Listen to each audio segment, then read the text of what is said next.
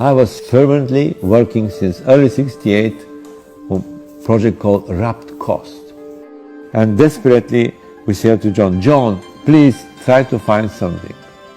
We'll be very, very happy. This is how everything started. Physical visualizing the work is so important. I cut out the image of the rocks formation. I put the plastic and I start to draw shadow with the black wax crayon. But you see, I see too much of the landscape. By seeing too much the elements, I lose all the sculptural shades of the material we created because they're too pronounced, too visible. The fabric is the principal material to translate the nomadic quality of the work. The Rapt Coast have a 1.5 million square feet of fabric. We were enfolding the fabric, the ropes was enfolding, like a net of ropes was enfolding simultaneously to secure the materials. The water came, there a lot of movement, we need to secure the ropes on these very slicky rocks, and one of these slicky rocks I slept. And the entire right shoulder come here. And I ran to the hospital, and the doctor in the hospital put it back the shoulder, and he was saying, I wrapped the shoulder of Christo. And I was with like that.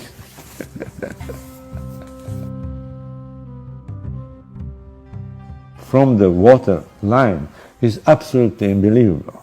That's probably the best view from the water line when you're down and you see this proportion. You only there can see the unexpected change of forms the fabric take with the wind.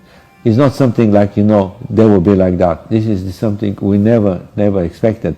And of course that's coming from the great wind.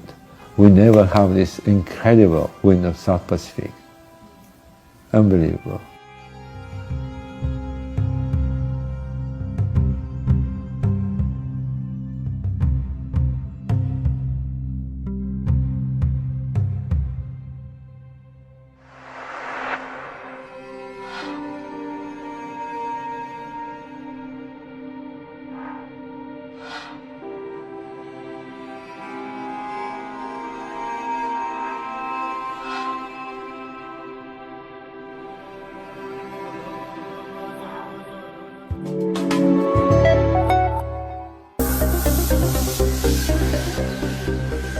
More than 100,000 people have traveled to Lake Iseo in northern Italy for a chance to stroll across Christo's latest creation, the floating piers.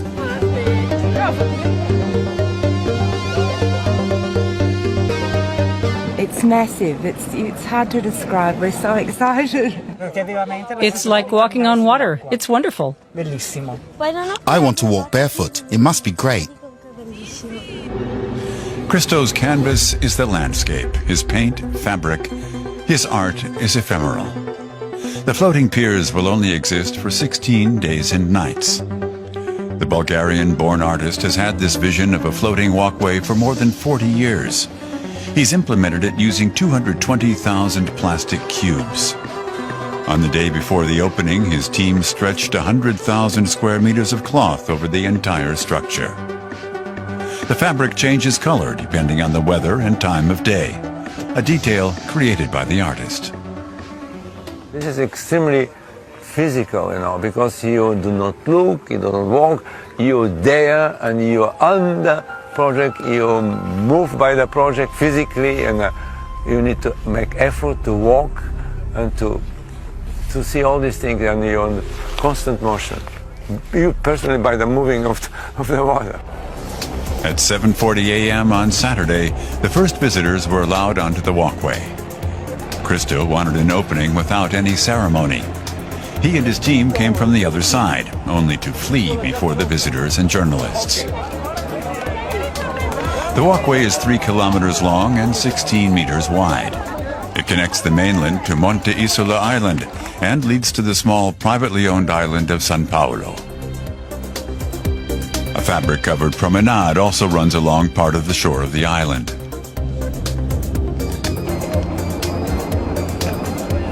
But it's all proving to be a bit much for the small population of Monte Isola. Its bars ran out of drinks on the very first day. But special socks for walking on the piers are turning into a popular souvenir.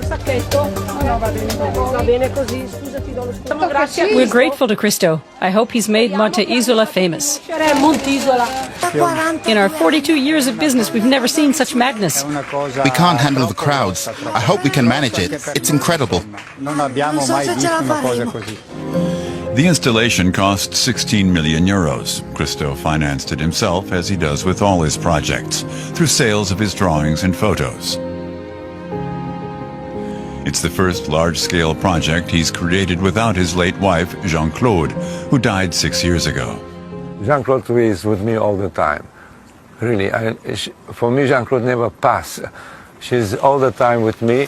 Of course, she was an incredible intellect, enormous critical person. I miss her all the time. And when we have a problem, and I always say, what Jean-Claude will say now? Access to the walkway is free, but visitors should be prepared for long lines. Only 11,000 people can be on the walkway at the same time to prevent unintended dips in the lake. And we seldom have this experience to walk on the lake. It's amazing for me. Yeah. In 2 weeks, everything will disappear. Can you imagine that? An artist that doesn't want to keep his work? It's just like a happening.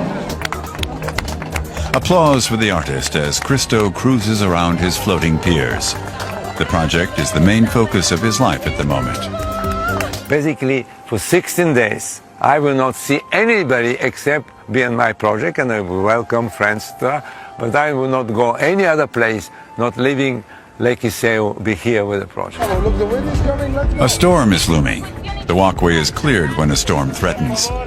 And then the floating piers can be seen the way Christo first envisioned them, without masses of people, a striking man-made installation located in one of Europe's most stunning landscapes.